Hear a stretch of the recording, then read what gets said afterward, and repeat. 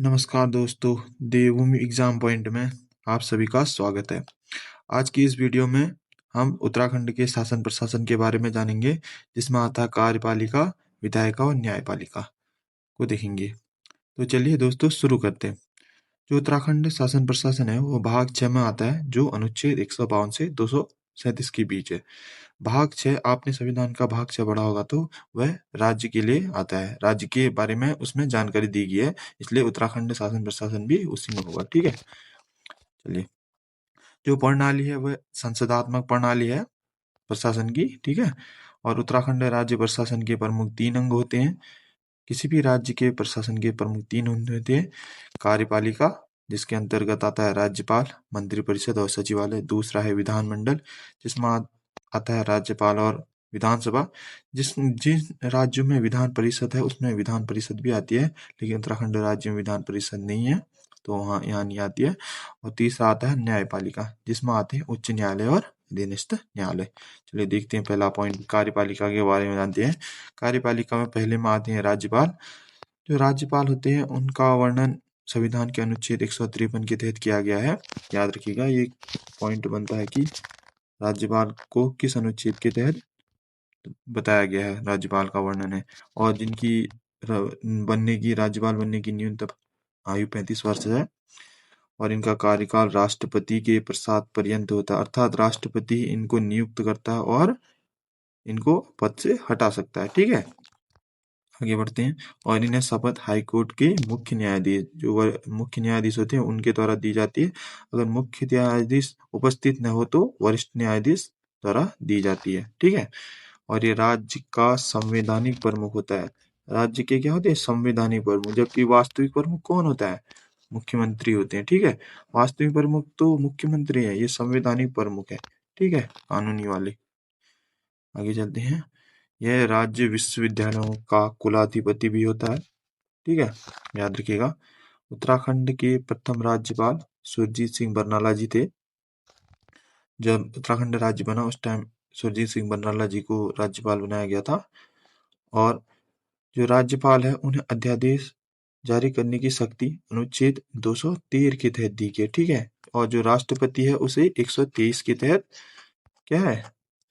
अध्यादेश जारी करने की शक्ति। अध्यादेश वो होता है जब कोई दोनों सदन उसमें संसद में न हो, तो तब राज्यपाल कोई कानून बनाना जरूरी आवश्यक है, तो उस समय एक बैठक बुलाई जाती है, तो अध्यादेश के रूप में उस कानून को पास कर दिया जाता है। ठीक है, वही होता है। आगे बढ़ेंगे कभी। ठीक है, अब पढ़ते हैं मुख्यमंत्री के बारे में। अनुच्छेद 164 के तहत मुख्यमंत्री की नियुक्ति राज्यपाल करते हैं। ठीक है, और यह राज्यपाल राज्य कार्यपालिका का जो कार्यपालिका है उसका क्या है? वास्तविक प्रमुख है। जो कार्य करती है वास्तविक धरातल में, उसका वास्तविक प्रमुख मुख्यमंत्री होता है।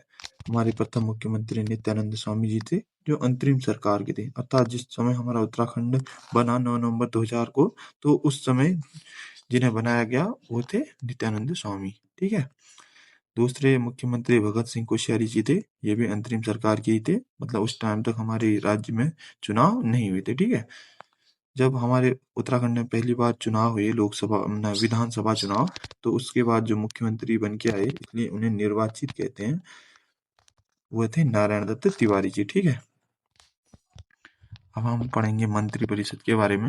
मंत्रिपरिषद अनुच्छेद 163 के तहत मंत्रिपरिषद का जो वर्णन है अनुच्छेद 163 में संविधान के, राज्यपाल के सहयोग के लिए इसका गठन किया गया। जो राज्यपाल हैं उनके सहयोग के लिए मंत्रिपरिषद होती है। ठीक है, इनकी नियुक्ति मुख्यमंत्री की सिफारिश पर राज्यपाल करते हैं। किनकी सिफारिश पर? जो मंत्रिपरिषद है उनकी नियुक्ति मुख्यमंत्री की सिफारिश पर राज्यपाल करते हैं। ठीक है, और इन्हें शपथ अनुसूची 3 के तहत, टोटल पता होगा 12 अनुसूची, उनमें से तीसरी अनुसूची जो शपथ के लिए है उसके तहत इन्हें दिलाई जाती है। ठीक है, मंत्रिपरिषद की संख्या कुल विधानसभा सदस्यों की संख्या के 15% से अधिक नहीं हो सकती, और किसी भी स्थिति में 12 सदस्यों से कम नहीं होनी चाहिए।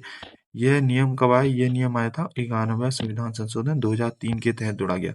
उससे पहले ये नियम नहीं था। तो जब उत्तराखंड राज्य बना था उस समय हमारे 13 मंत्रिपरिषद 13 लोगों से मिलकर बनी थी। लेकिन ये नियम आने के बाद अधिकतम 15% हो सकते हैं टोटल विधानसभा सदस्यों के, लेकिन कम से कम 12 तो होने ही चाहिए। इसलिए अभी उत्तराखंड में हमारे कितने हैं, 12 सदस्य हैं। ठीक है, जब हम 15% करते हैं तो लगभग आता है हमारा 11.5 तक आता है, इसलिए 12 कर रखा है हमने। और क्योंकि कम से कम 12 होनी चाहिए तो इसलिए हमने 12 कर रखा है। ठीक है, आगे बढ़ते हैं।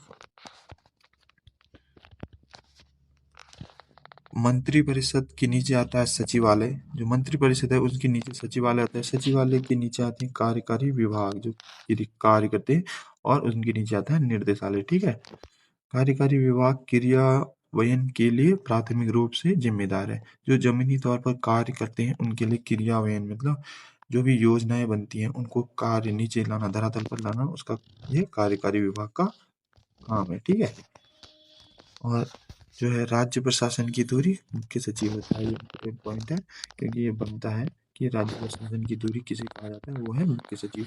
हमारे अभी मुख्य सचिव है आनंदवर्धन जी। ठीक है, आगे चलते हैं, महाधिवक्ता के बारे में पढ़ते हैं। महाधिवक्ता राज्य सरकार का सर्वोच्च विधि अधिकारी होता है। ठीक है, जिसका वर्णन अनुच्छेद 165 के तहत किया गया है। इम्पोर्टेंट फैक्ट है। ठीक है, उत्तराखंड राज्य, ऐसा आप पूछेगा कि राज्य सरकार का सर्वोच्च विधि अधिकारी कौन होता है, तो याद रखना महाधिवक्ता होता है, और इसे अनुच्छेद 165 के तहत इसका वर्णन है। ठीक है, और इसकी नियुक्ति कौन करता है, राज्यपाल द्वारा इसकी नियुक्ति की जाती है। ठीक है, तो राज्यपाल है इनकी नियुक्ति करते हैं, और कार्यकाल इसका निश्चित नहीं होता, राज्यपाल के प्रसाद पर्यंत होता है। अर्थात राज्यपाल जब चाहे इन्हें हटा सकते हैं पद से। ठीक है, राज्यपाल द्वारा ही इनकी नियुक्ति भी की जाती है और राज्यपाल ही इन्हें हटा भी सकते हैं। ठीक है, इनकी योग्यता क्या होनी चाहिए, वो बनने के लिए, महादेव वक्ता बनने के लिए योग्यता होनी चाहिए 10 वर्ष से अधिक समय से न्यायिक कार्य, जो न्यायिक कार्य है उनसे जुड़ा हो तो, तथा भारत का नागरिक होना चाहिए। ठीक है, भारत का नागरिक भी होना आवश्यक है, और न्यायिक कार्य से जुड़ा होना चाहिए। कितने वर्ष से, 10 वर्ष से। याद रखना, ये योग्यता वगैरह पूछ लेता है, कुछ भी आ सकता है। जितने भी मैंने पॉइंट बताए सभी इंपोर्टेंट है, ये पिछले पेपरों में आ चुके हैं और अभी भी आने की संभावना है। मैं इम्पोर्टेंट पॉइंट ही लिखता हूँ, एक्स्ट्रा फैक्ट नहीं लिखता हूँ, क्योंकि जो एग्जाम के लिए जरूरी है वो ही लिखता हूँ मैं। ठीक है, प्रथम महाधिवक्ता हमारे ललिता प्रसाद नैथानी जी थे, जब अंतरिम सरकार के थे। अंतिम लिख गया है, इसको अंतरिम कर लेना, अंतरिम। ठीक है, अंतरिम कर लेना, अंतरिम सरकार के थे। जबकि निर्वाचित सरकार से प्रथम महाधिवक्ता मेहरबान सिंह नेगी जी थे।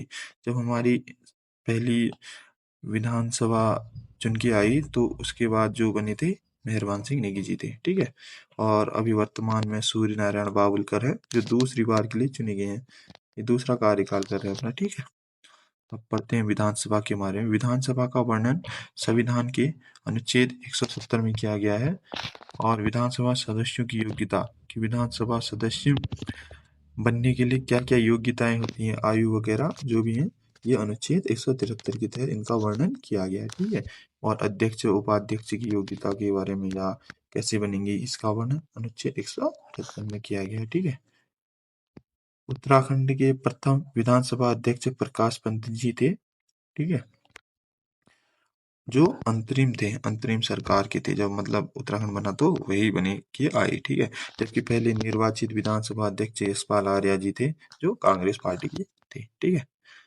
विधानसभा सदस्यों की अधिकतम संख्या 500 हो सकती है, जबकि न्यूनतम संख्या 60 ही हो सकती है। ठीक है, इसका एक वो है, क्या कहते हैं, गोवा जो राज्य है उसमें केवल 50 ही क्या है विधानसभा सीट है, क्योंकि वो बहुत छोटा राज्य है। ये एक अपवाद है कि गोवा में केवल कितनी है विधानसभा सीटें, कितनी है, केवल 85 विधानसभा सीट है। इसलिए याद रखिएगा कि एकमात्र ये है अपवाद है गोवा, जिसमें केवल 50 विधानसभा सीटें हैं, क्योंकि वो छोटा है तो ज़्यादा विधानसभा सीट कहाँ से लाएंगे। इनका चुनाव जो होता है वयस्क मताधिकार तथा प्रत्यक्ष रीति द्वारा होता है। वयस्क मताधिकार वो होता है जिनकी आयु 18 वर्ष प्लस हो चुकी है, उन्हें वयस्क मताधिकार कहते हैं। तथा प्रत्यक्ष रीति वो होता है जिसमें आम लोग क्या करते हैं, वोट देते हैं। हमारे द्वारा जो प्रतिनिधि चुने जाते हैं प्रत्यक्ष रीति से होता है। ठीक है, इनकी न्यूनतम आयु चुनाव लड़ने की 25 वर्ष होती है। 25 वर्ष के आप हो जाएंगे तो आप विधानसभा चुनाव लड़ सकते हैं, ठीक है। कार्यकाल सामान्यतः इनका 5 वर्ष होता है, लेकिन आपातकाल लग जाने के कारण 1 वर्ष के लिए बढ़ाया जा सकता है, ठीक है। किसी भी बैठक के लिए गणपूर्ति 1/10 होती है। कुल सदस्य संख्याओं की 1/10 होती है और 10 से कम बिल्कुल नहीं हो सकते।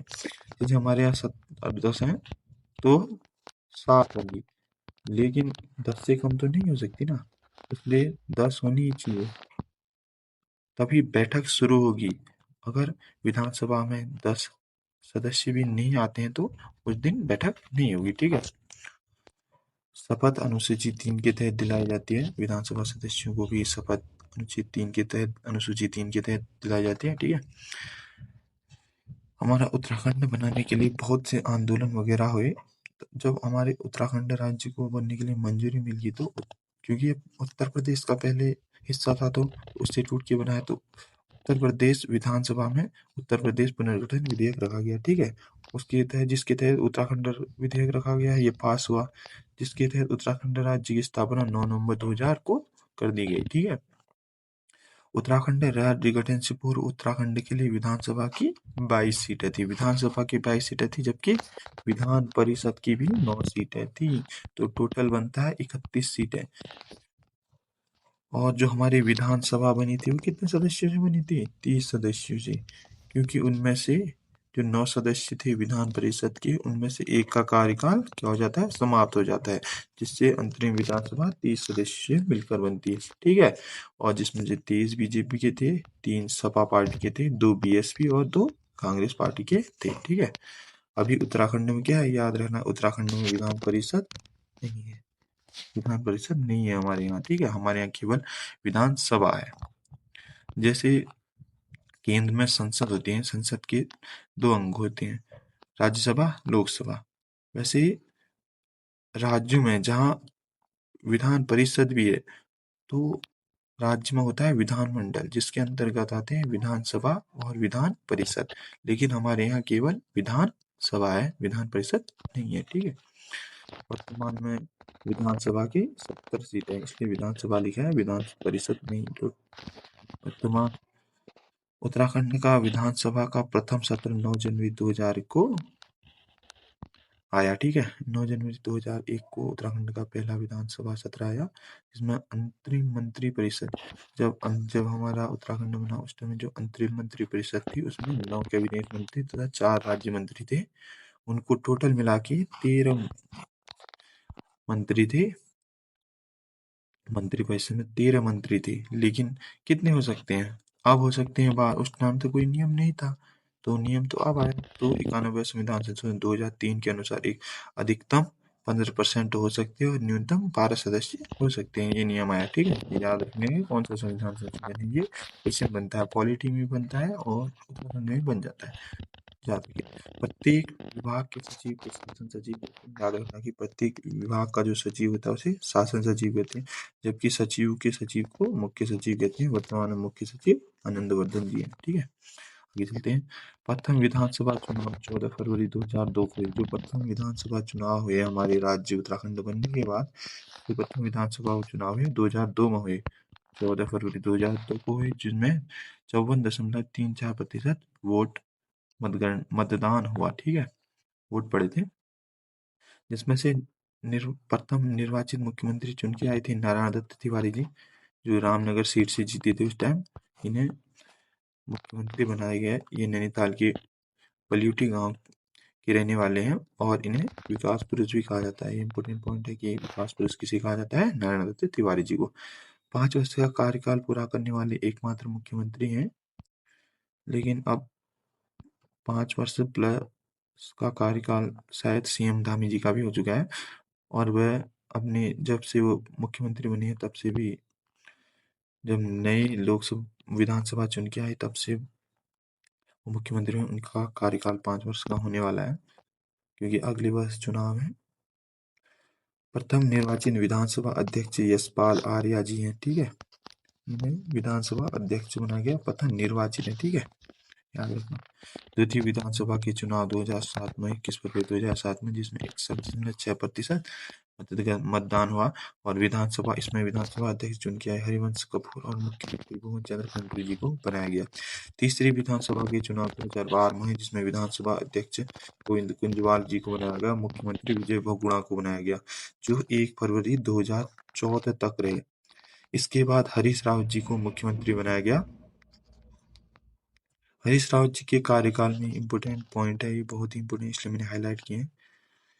बहुत इंपॉर्टेंट पॉइंट मैंने हाईलाइट किए हैं, वैसे पॉइंट मैंने अंडरलाइन किया। ठीक है, हरीश रावत जी के कार्यकाल में राष्ट्रपति शासन लगा, जो 27 मार्च 2016 से 11 मई, ठीक है, 11 मई 27 मार्च से 11 मई तक था, जो 46 दिन का था। ये याद रखना, ये बहुत इंपॉर्टेंट पॉइंट है, ये कभी बन सकता है, कई बार आ चुका है ये पेपरों में, कि राष्ट्रपति शासन कितने दिन का लगा, कब से कब तक लगा। अभी तक ये नहीं आया कि किसके कार्यकाल में लगा, ये कभी भी आ सकता है। ठीक है, हरीश रावत जी के कार्यकाल में लगा। ठीक है, तो याद रखिएगा कि हरीश रावत जी के कार्यकाल में राष्ट्रपति शासन लगा, जो 27 मार्च 2016 से 11 मई है, ठीक है, वो 2016 तक लगा, जो 46 दिन का था। ठीक है, इस समय राष्ट्रपति शासन के समय हाईकोर्ट के जो जज थे, ठीक है, हमारे जो जज थे वह के.एम. जोसेफ थे, मुख्य सचिव, और इसी समय राज्यपाल के पॉल थे। राज्यपाल भी ऐसे था, के पॉल जी थे। ठीक है, चौथी विधानसभा के चुनाव 15 फरवरी 2017 को हुआ। इसके बाद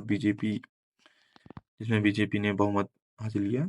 विधानसभा अध्यक्ष इसमें प्रेमचंद्र अग्रवाल जी को बनाया गया और मुख्यमंत्री त्रिवेंद्र सिंह रावत जी को बनाया गया। पांचवी विधानसभा 14 फरवरी 2022 को इसके चुनाव हुए, जिसमें भाजपा को 47 सीटें जबकि कांग्रेस को 19 सीटें प्राप्त हुई। इसके लिए अध्यक्ष रितु खंडूरी भूषण को बनाया गया विधानसभा अध्यक्ष।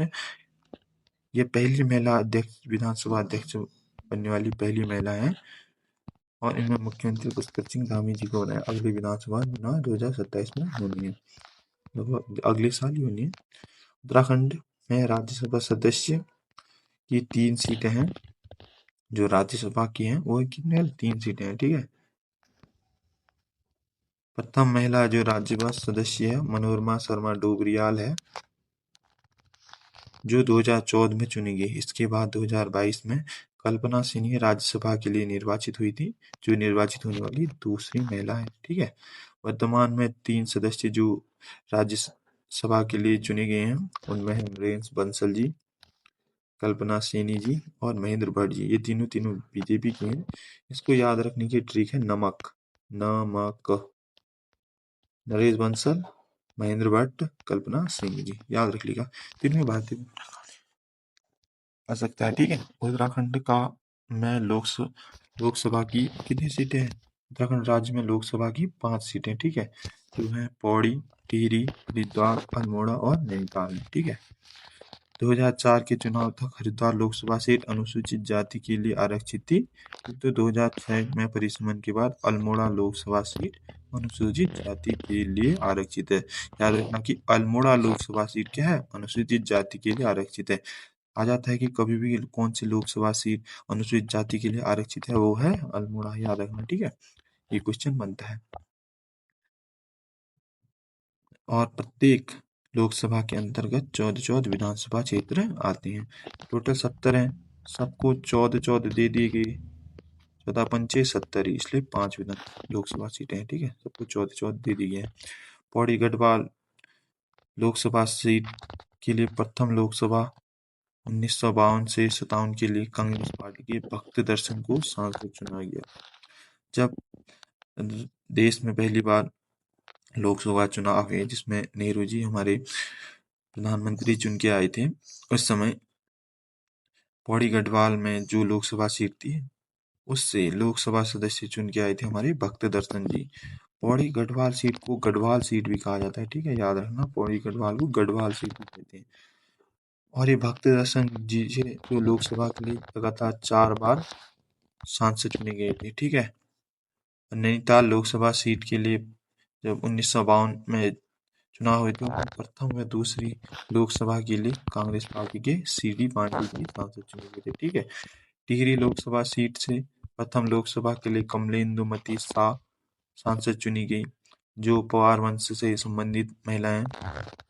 और जो राज्य की प्रथम महिला सांसद है, ये क्वेश्चन बोलता है कि राज्य की पहली महिला सांसद कौन थी? कमलेंदुमती शाह। जो लोकसभा सीट जीता उन्हें सांसद कहते हैं, ठीक है।